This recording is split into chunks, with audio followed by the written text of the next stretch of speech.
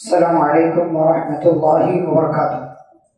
بسم اللہ الرحمن الرحیم، الحمد للہ رب العالمین، والصلاة والسلام علی رسولہ الامین نبینا محمد وعلی آلہ واصحابہ اجمعین ومن تبعهم بإحسان إلى يوم الدین، اما بعد۔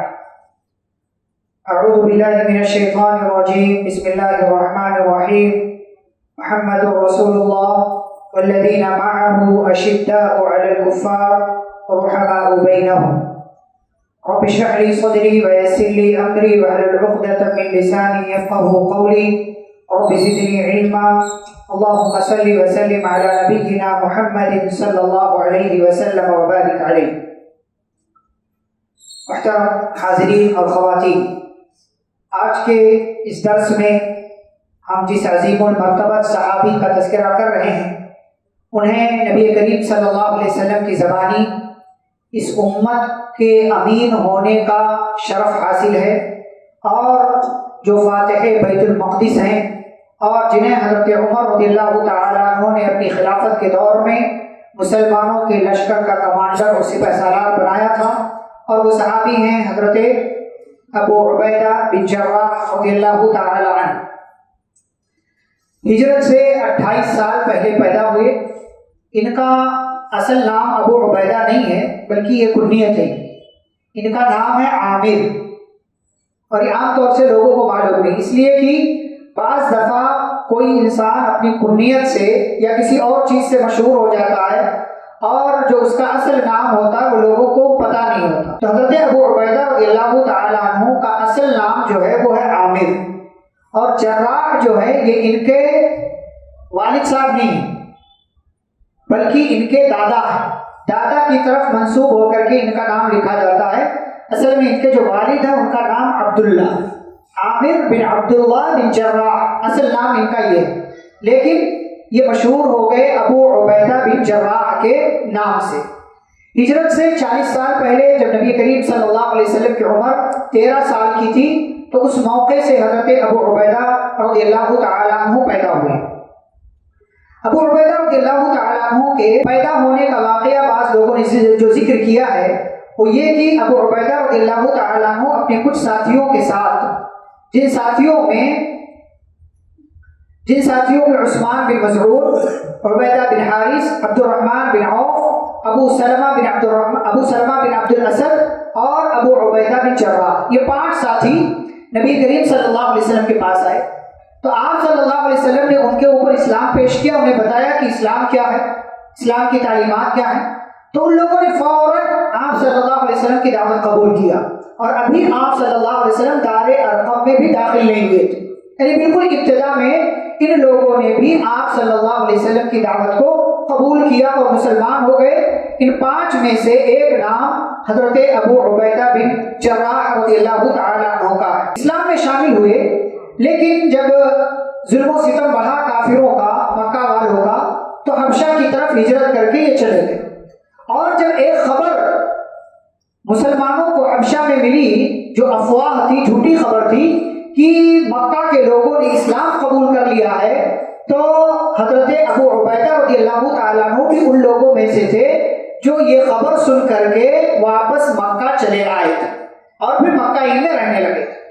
پھر نبی کریم صلی اللہ علیہ وسلم نے جب مدینہ ہجرت کی اجازت دی تو حضرت ابو عبیدہ رضی اللہ تعالیٰ عنہ نے پہلی ہی فرصت میں، پہلے مرحلے میں مکہ سے مدینہ کی جانب ہجرت کی، اور جب مدینہ ہجرت کر کے گئے نبی کریم صلی اللہ علیہ وسلم نے مہاجرین اور انصار صحابہ کے درمیان بھائی چارہ کرایا، تو ابو عبیدہ رضی اللہ تعالیٰ عنہ کا بھائی جو آپ نے بنایا وہ کس کو؟ سعد بن معاذ رضی اللہ تعالیٰ۔ اس سے پہلے ہم سعد بن معاذ رضی اللہ تعالیٰ عنہ کا تذکرہ کر چکے ہیں کہ انصار صحابہ میں سب سے عظیم صحابی ہے سعد بن معاذ، انہی کا بھائی بنایا آپ صلی اللہ علیہ وسلم نے حضرت ابو عبیدہ بن جراح رضی اللہ تعالیٰ عنہ۔ مکہ کی زندگی کے حوالے سے ان کی زیادہ باتیں نہیں ہیں، بس کچھ مخصوص باتیں ہیں جن کا ہم نے تذکرہ کیا۔ اب مدینے کی زندگی میں آئیے، اور ایک سے بڑھ کر کے ایک کارنامے حضرت ابو عبیدہ بن جراح رضی اللہ تعالیٰ عنہ کی زندگی کے حوالے سے ہم دیکھتے ہیں۔ پہلی بات یا پہلی قربانی یا پہلی مثال جنگ بدر، جنگ اپنے شباب پر تھی، ابو عبیدہ بن جراح رضی اللہ تعالیٰ عنہ دشمنوں سے لڑ رہے تھے، یہاں تک کہ جو آپ کے سامنے آ رہا تھا وہ آپ سے خوف کے مارے بھاگ جا رہا تھا۔ لیکن ایک بہت حیرت والی بات جو بدر کے میدان میں نظر آئی وہ یہ کہ ایک دشمن بار بار آپ کے سامنے آ رہا تھا، لیکن ابو عبیدہ رضی اللہ تعالیٰ عنہ اس کو اگنور کر رہے تھے، اس سے سائڈ ہو جا رہے، لیکن بار بار وہ آپ کے سامنے آ رہا تھا، بار بار وہ آپ کے سامنے آ رہا تھا۔ لیکن اور پھر آخر میں جب اس سوار نے، اس انسان نے، اس دشمن نے حضرت ابو عبیدہ بن جراح رضی اللہ تعالیٰ عنہ کا زیادہ ہی پیچھا کیا تو شیر کی طرح حضرت ابو عبیدہ نے اس پر حملہ کیا اور اسے قتل کر دیا۔ یہ آدمی کون ہے جس کو حضرت ابو عبیدہ نے قتل کیا اور قتل کرنے سے پہلے اگنور کر رہے تھے؟ حضرت ابو عبیدہ کے ابا، باپ، حضرت ابو عبیدہ بن جراح رضی اللہ تعالیٰ عنہ کے والد تھے۔ قرآن مجید میں اللہ نے تذکرہ کیا، سورۃ المجادلہ کی آخری آیت آپ پڑھیں، اللہ کہتے ہیں لا تجد قوما يؤمنون بالله واليوم الآخر يوادون من حاد الله ورسوله ولو كانوا آباءهم أو أبناءهم أو إخوانهم أو عشيرتهم، کہ کسی بھی مومن کو آپ نہیں پائیں گے کہ وہ اللہ اور اس کے رسول صلی اللہ علیہ وسلم کے دشمنوں سے محبت کرتا ہو۔ کوئی مومن اللہ اور اس کے رسول صلی اللہ علیہ وسلم کے دشمنوں سے محبت کر ہی نہیں سکتا، چاہے وہ انسان، چاہے وہ دشمن اس کا اپنا باپ ہو یا بیٹا ہو یا بھائی ہو۔ انہی کے تعلق سے قرآن مجید کی آیت کریمہ اللہ رب العالمین نے نازل کی اور کہا کہ دیکھو یہ ہے ایمانی غیرت کہ جنگ کے میدان میں باپ آ رہا ہے، سامنے حملہ کر رہا ہے، پہلے تو حضرت ابو عبیدہ نے پہلو تہی اختیار کرنے کی کوشش کی، وہ ایک باپ کی جو محبت، رشتے کی ایک محبت ہوتی ہے، لیکن پھر ایمانی محبت غالب آئی اور جب وہ دشمن بار بار آتا رہا تو ابو عبیدہ رضی اللہ تعالیٰ عنہ نے اللہ اور اس کے رسول صلی اللہ علیہ وسلم کے دشمن کو ہلاک و برباد کر کے رکھ دیا۔ سچ فرمایا اللہ نے کہ ہمارا دوست ہم کسے بنانا چاہیے؟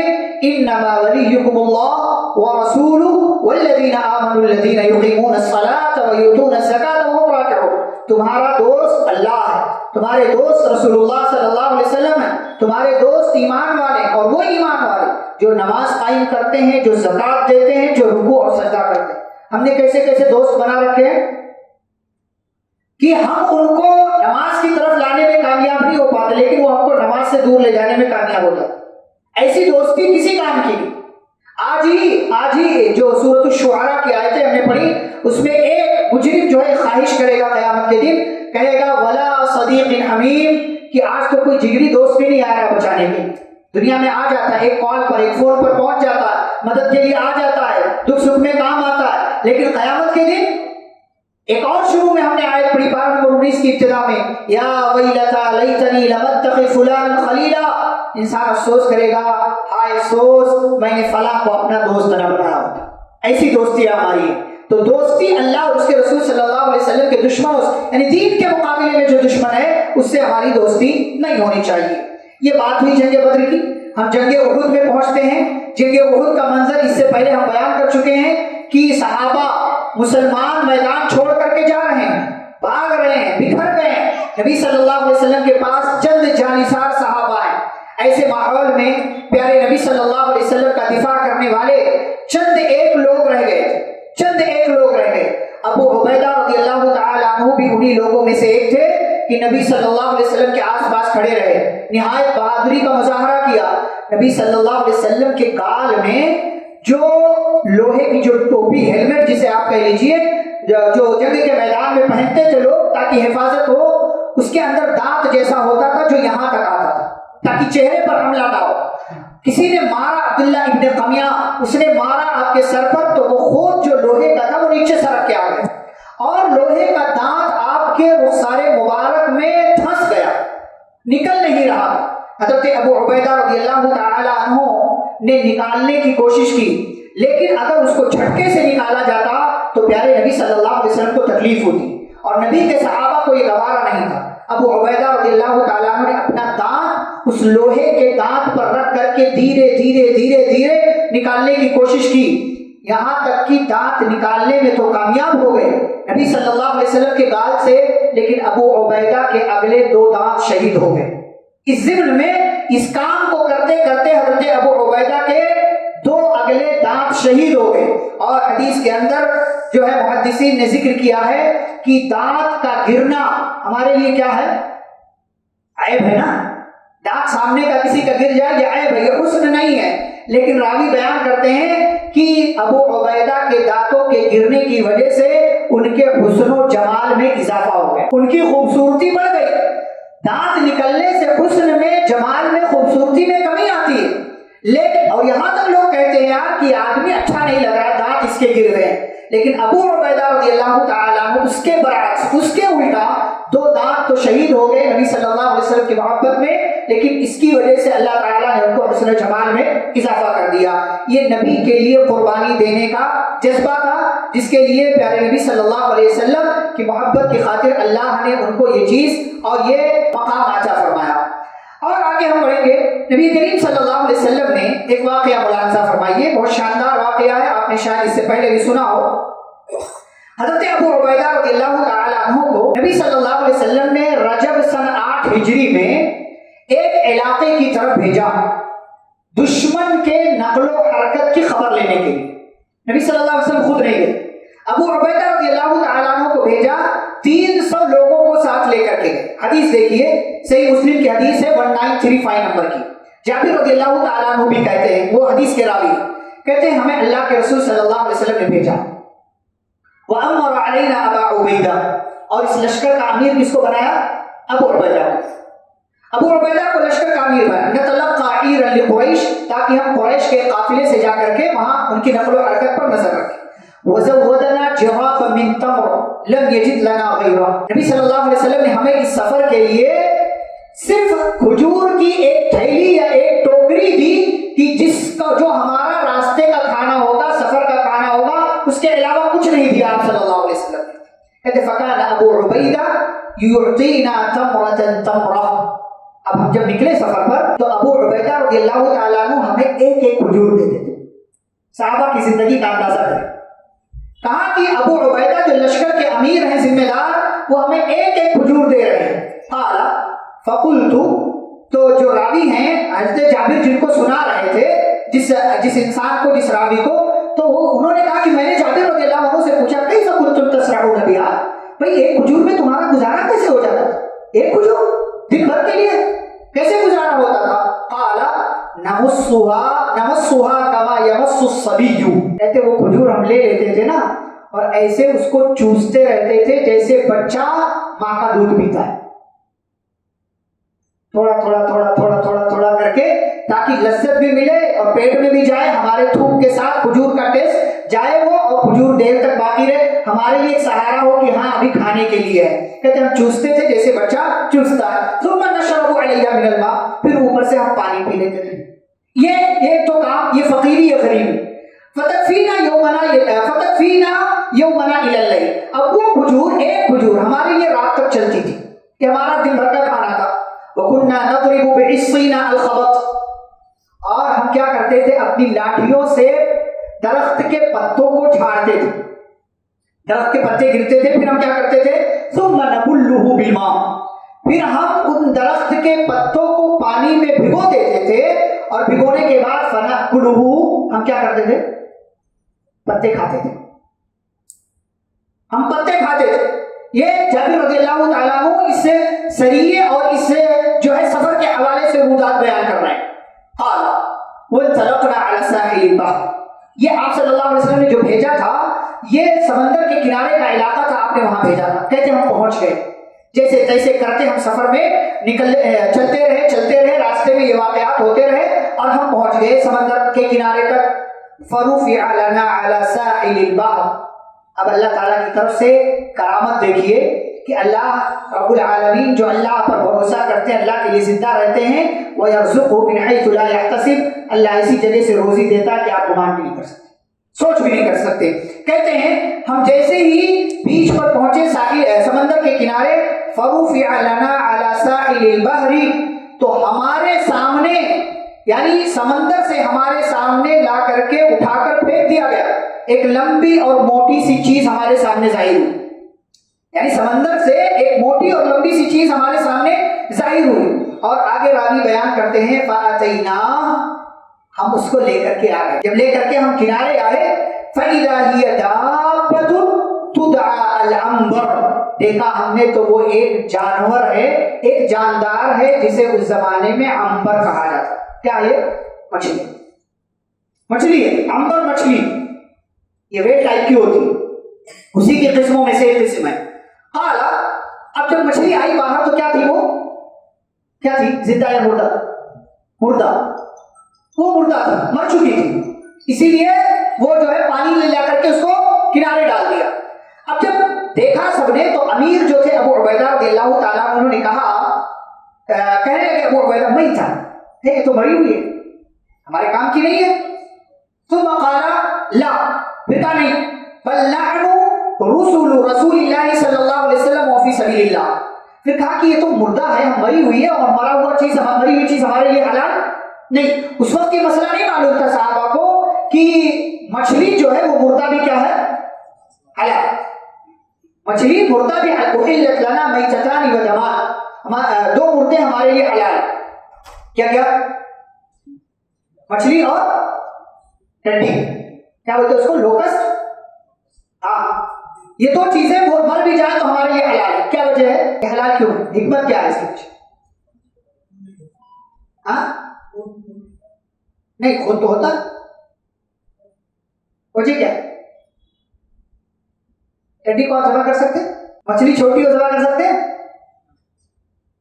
بڑی مچھلی کو پکڑ سکتے. یہ شریعت نے آسانی رکھی ہماری. یعنی اتنے ساری، اب ذبح کب تک کریں گے؟ جب تک آپ 10 20 25 ذبح کریں گے تب تک پیچھے کی ساری کیا ہو جائیں گی؟ مر جائیں گے. تو شریعت نے کہا کہ یہ تمہارے لیے حلال ہے، میتہ حلال ہے. لیکن اس وقت مسئلہ نہیں معلوم تھا تو کہا یار یہ تو مردہ ہے، یہ تو مری ہوئی ہے، کیسے کھائیں گے اس کو؟ ملی بھی تو کون سی چیز؟ مردہ. ہمارے لیے کس کام کے؟ پھر کہا نہیں، ہم تو اللہ کے راستے میں ہیں اور ہم مجبور بھی ہیں کہ ہمارے پاس کھانا نہیں، اور مجبوری میں مردہ بھی کیا ہے؟ حلال. مجبوری میں مردہ بھی حلال ہے. پھر کہنے لگے فَقُلُوا، ابو عبیدہ نے کہا چلو بیٹھے کے کھاؤ. اب راوی کی بات سنیے. فَأَقَمْنَا عَلَيْهِ شَهْرًا، کتنے دن کھایا ہم نے اس کو؟ کتنے دن؟ 1 مہینہ. کس کو؟ مچھلی کو 1 مہینہ. اور تھے ہم کتنے؟ وَنَحْنُ 300، ہم کتنے تھے؟ 300. کھائے، اور ایسا نہیں ہے کہ تھوڑا چکھ رہے تھے وہ کنجوسوں کی طرح، ہے نہیں بس خالی دیکھ رہے ہیں تھوڑا سا نکال کے کھائے، نہیں، کھائے اتنا حتی سمنا، یہاں تک کہ ہم کیا ہو گئے؟ موٹے ہو گئے. راوی کہتے ہیں ہم کھائے، بھرپور پیٹ کھاتے رہے، یہاں تک کہ ہم لوگ موٹے ہو گئے. قال وَلَقَدْ رَأَيْتُنَا نَغْتَفِرُ مِنْ وَقْبِ عَيْنَيْهِ بِالْقِلَالِ الدُّهْنِ.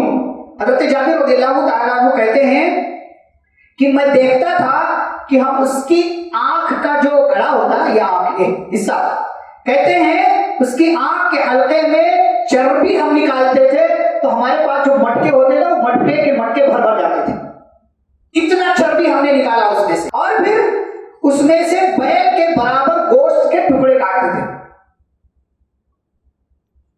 بیل کے برابر گوشت کے ٹکڑے ہم کاٹتے تھے. آپ جیسے بوٹیاں دیکھتے ہیں لے کے جاتے ہیں لوگ، ہاں، اس کے برابر صرف آنکھ کے کنارے سے اتنی بڑی بڑی بوٹیاں ہم کاٹتے تھے.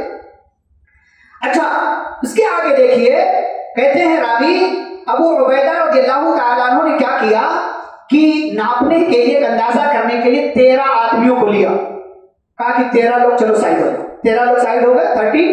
اب وہ جب سائڈ ہوئے تو سب کو کہا چلو اس مچھلی کی آنکھ میں بیٹھ جاؤ. 13 کے 13 مچھلی کی آنکھ میں آ گئے. کتنی بڑی ہو گیا؟ خالی آنکھ میں 13 لوگ اس آنکھ میں آ گئے. پھر راوی کہتے ہیں کہ اس مچھلی کی پسلی میں سے ایک پسلی اٹھا کر کھڑی کی گئی. پسلی کیسے ہوتی ہے؟ ایسے ہوتی ہے نا شیپ میں. اب یہ کیسے ہوتی ہے شیپ میں؟ ایسا بکرے آتا آپ کاٹتے تو یہ شیپ میں ایسا کھڑی کیا گیا اس کو کاٹ کر کے. کہتے ہیں اتنی اونچی تھی وہ کہ سب سے لمبا اونٹ جو ہمارے قافلے میں سب سے لمبا اونٹ تھا اس اونٹ کو لایا گیا، اور ہماری جماعت میں سب سے لمبا جو آدمی تھا اس کو اونٹ پر بٹھایا گیا. قیس بن سعد بن عبادہ رضی اللہ تعالیٰ، سب سے لمبے صحابی. کہتے سب سے لمبا اونٹ، سب سے لمبے آدمی کو بٹھایا گیا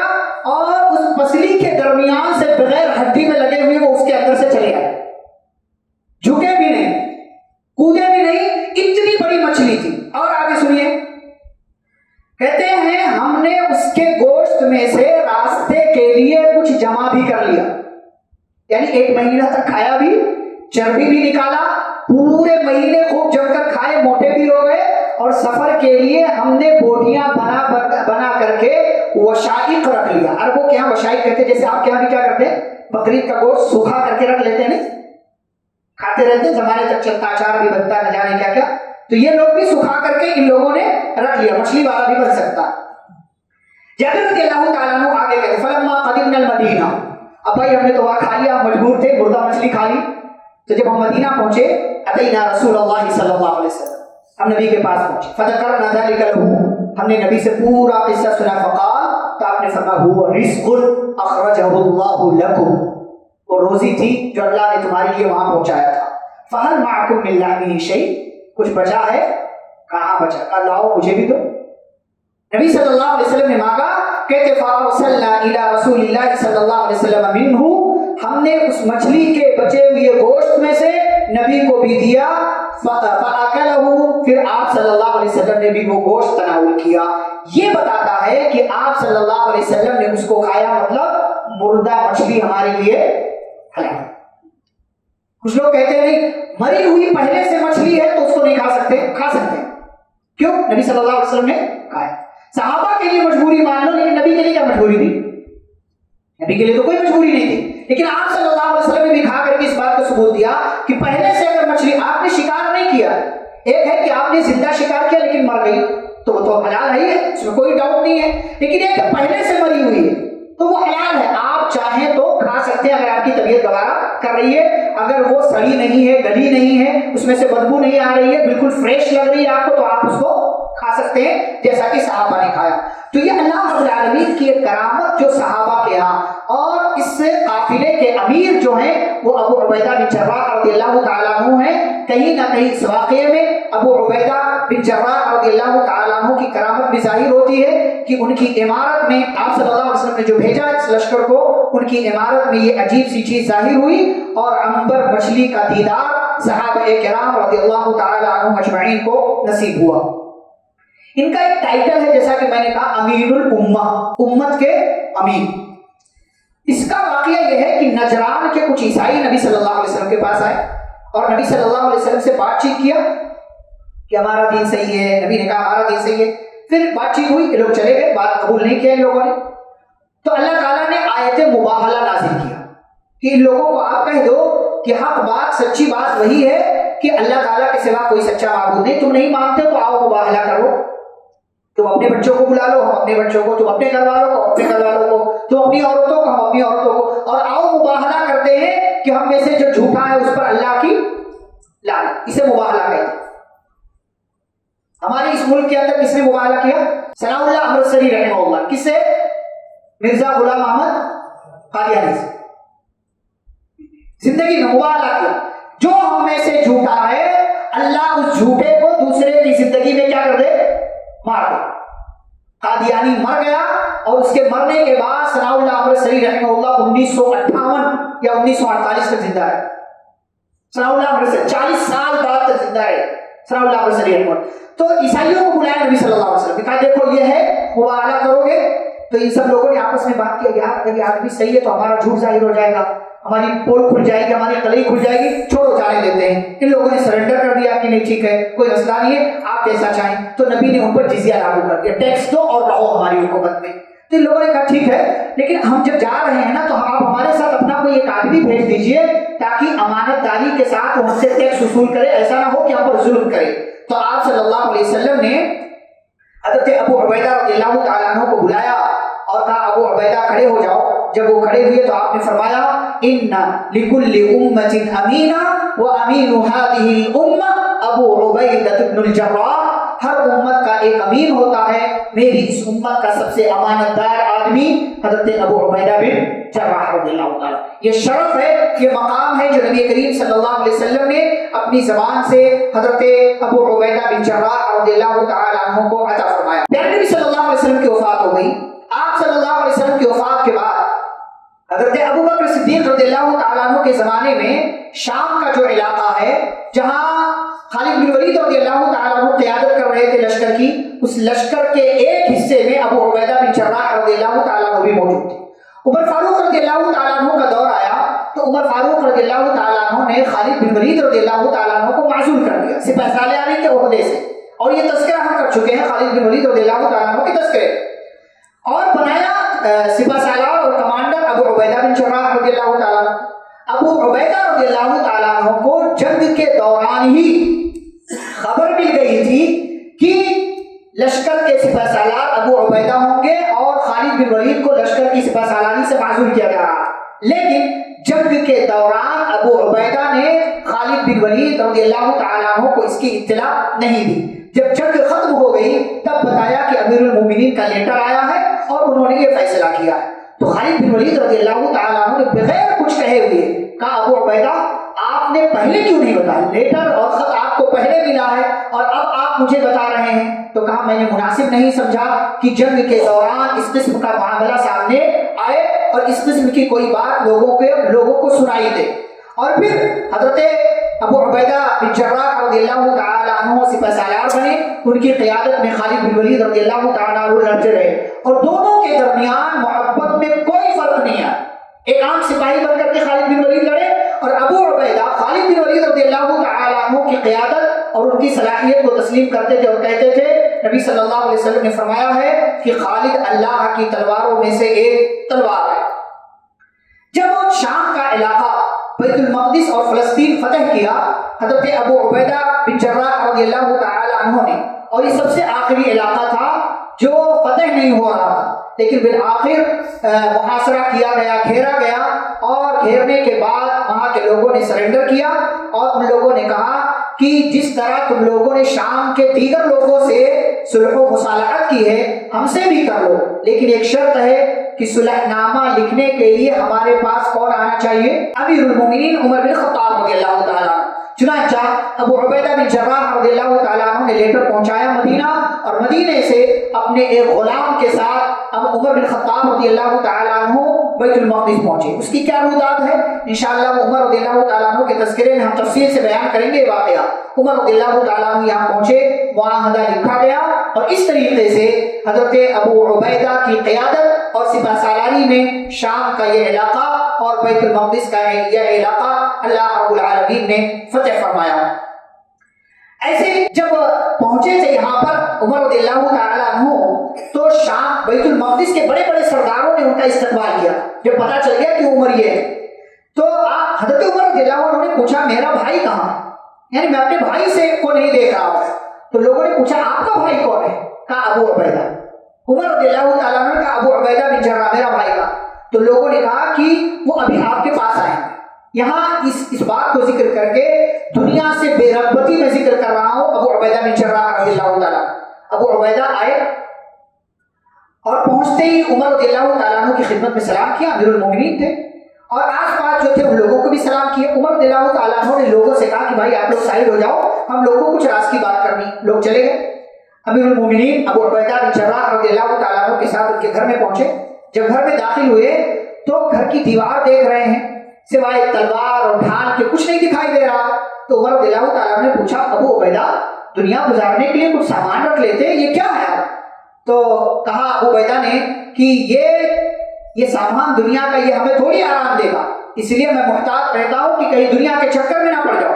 ایک اور روایت میں ہے کہ عمر رضی اللہ تعالیٰ عنہ نے کہا کہ ابو عبیدہ چلو اپنے دولت خانے پہ تو لے چلو. امیر المومنین نے کہا تو انہوں نے کہا امیر المومنین آپ میرے غریب خانے پر جا کر کے کیا کریں گے؟ وہاں میری حالت پر صرف آپ آنسو بہائیں گے. عمر رضی اللہ تعالیٰ عنہ کے بیراگ گئے, دیکھا تو گھر میں کچھ نہیں ہے. کہا گھر کا سامان کہاں ہے؟ مجھے تو صرف ایک گدا, ایک پیالہ اور ایک مشکیزہ نظر آ رہا ہے اور تلوار اور ڈھال نظر آ رہی. ابو عبیدہ کیا تمہارے پاس کھانا ہے؟ ابو عبیدہ ایک ٹوکری اٹھاتے ہیں, چند ٹکڑے جو کی روٹی کے نکالتے ہیں اور کہتے یہی میری خوراک ہے, یہی کھاتا ہوں اور کھا کر کے کیا کرتا ہوں؟ دنیا فتح. ہم کیا کرتے ہیں؟ کھا کر کے نمازوں میں ڈکارے لیتے, اتنا کھا لیتے نماز میں ڈکار لیتے. ایک کھانستا تو پیچھے دوسرا بھی کھانستا, کھانسی نہیں آ رہی لیکن کھانستا آ رہا. ہاں واللہ تکلیف ہوتی ہے کھڑے ہونے والے. تشہد تھوڑا لمبا ہو گیا تو کھانس کر بتاتے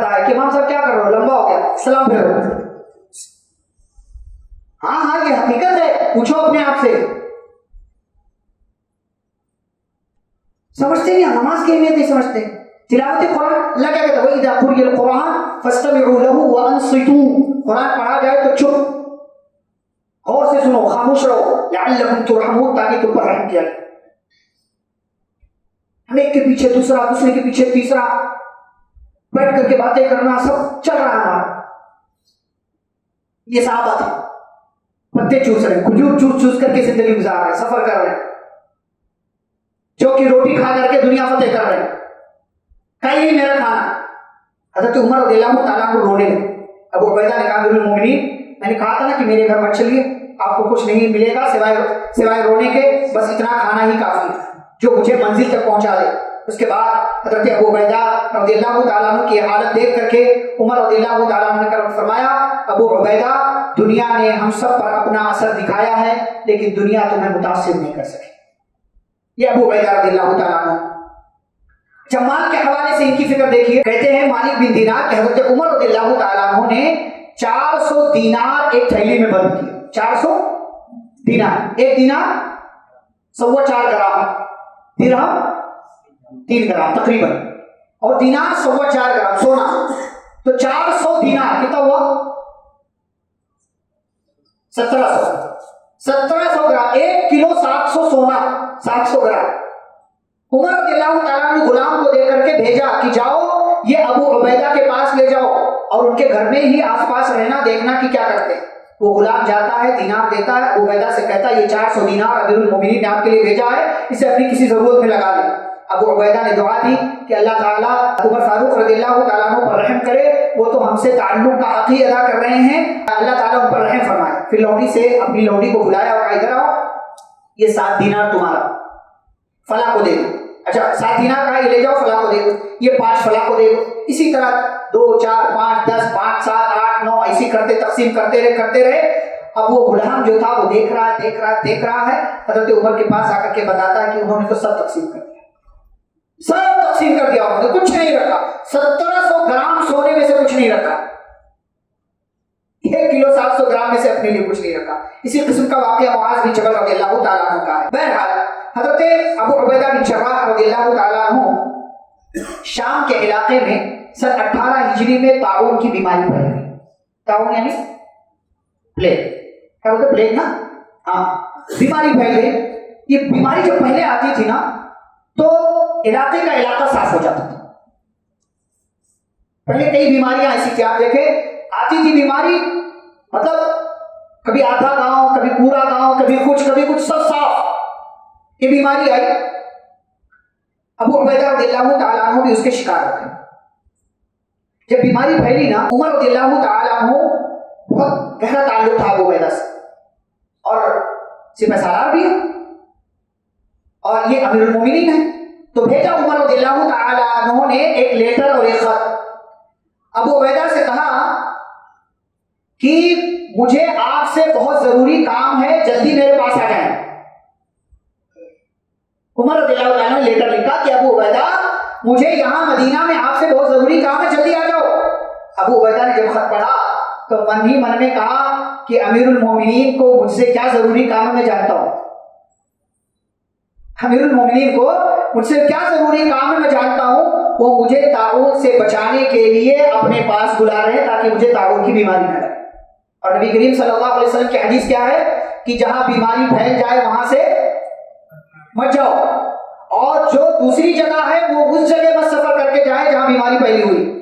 کیا صلی اللہ علیہ وسلم کی تعلیم, اس لیے نہیں کہ جائے گا تو بیماری لگ جائے گی, بلکہ ہو سکتا ہے اس کا عقیدہ بن جائے کہ یار یہاں نہ آیا ہوتا تو بیماری نہیں لگتی. تو آپ صلی اللہ علیہ وسلم کی اس حدیث کو سامنے رکھ کر کے انہوں نے جانے سے انکار کر دیا. بھلا اس دنیا میں میرا کوئی باقی رہنے والا ہے, یہاں سے تو جانا ہی ہے. ابو عبیدہ رضی اللہ تعالیٰ نے جواب لکھا کہ مجھے آپ کے ضروری کام کا علم ہے, براہ کرم مجھے اپنے اس پختہ حکم پر عمل کرنے کے لیے مجبور مت کریں.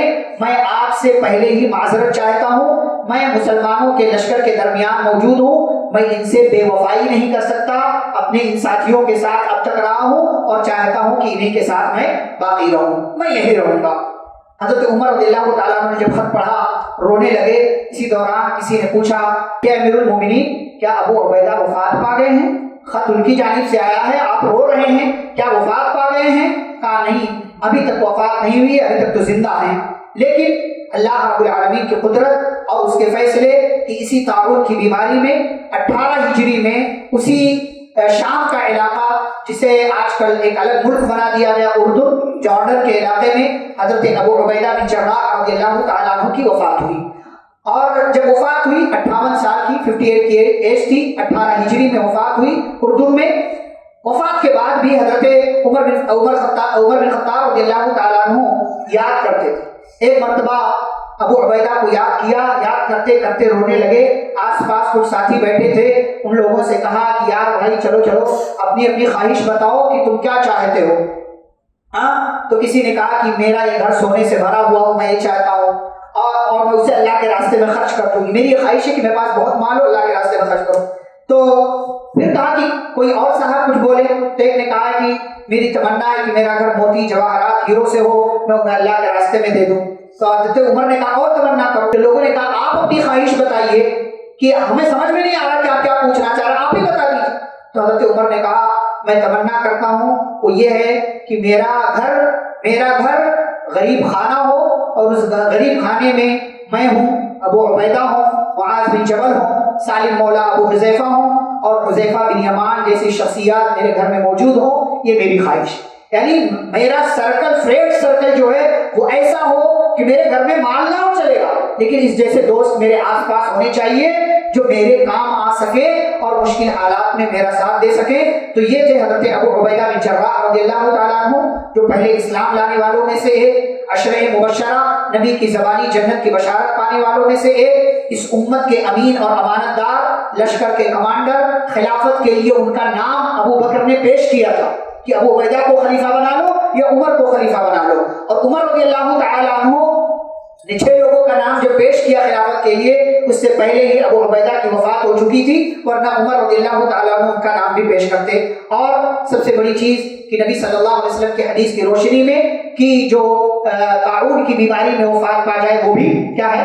شہید ہے۔ نبی کریم صلی اللہ علیہ وسلم کی حدیث کی روشنی میں ابو عبیدہ رضی اللہ تعالیٰ عنہ کو شہادت کا درجہ اور مقام ملا۔ ہمارے لیے پیغام کیا ہے کہ زندگی کے اندر ہم امانت داری کو لازم پکڑیں، ہم کسی بھی چیز میں، اور اللہ تعالیٰ نے کہا کہ اے ایمان والو، اللہ اور اس کے رسول کی چیزوں میں خیانت نہ کرو، اور تم اپنی امانتوں میں بھی خیانت نہ کرو، امین بنو، امانت دار بنو، کوئی تمہاری امانت داری پر سوالیہ نشان نہ لگا سکے۔ اور دوسرا اور آخری پیغام کہ ہر چیز کی محبت سے پہلے ہمیں اللہ اور اس کے رسول صلی اللہ علیہ وسلم کی محبت کو رکھنا چاہیے، جس کی مثال آپ نے ابو عبیدہ کی زندگی میں دیکھا کہ کس طریقے سے جنگ کے میدان میں باپ سامنے آیا تو باپ کو، چونکہ وہ اللہ اور اس کے رسول کا دشمن تھا، اس لیے باپ کو بھی نہیں بخشا اور اس کو قتل کر دیا۔ ہمیں اللہ رب العزت سے دعا کرنا چاہیے کہ اللہ رب العالمین ہمیں صحابہ کی سیرت پڑھنے، سننے، سمجھنے اور ان کی سیرت کی روشنی میں زندگی گزارنے کی توفیق عطا فرمائے، نبی صلی اللہ علیہ وسلم کی سنتوں پر عمل کرنے والا بنائے، جب تک اللہ دنیا میں زندہ رکھے اسلام اور ایمان پر۔ خاتمہ اور خاتمہ بالخیر ہو۔ وصلی اللہ تعالی علی نبینا محمد وعلی آلہ واصحابہ اجمعین۔ ربنا تقبل منا انک انت السمیع العلیم۔ سبحانک اللہم وبحمدک، اشہد ان لا الہ الا انت، استغفرک واتوب الیک۔ والسلام علیکم ورحمۃ اللہ وبرکاتہ۔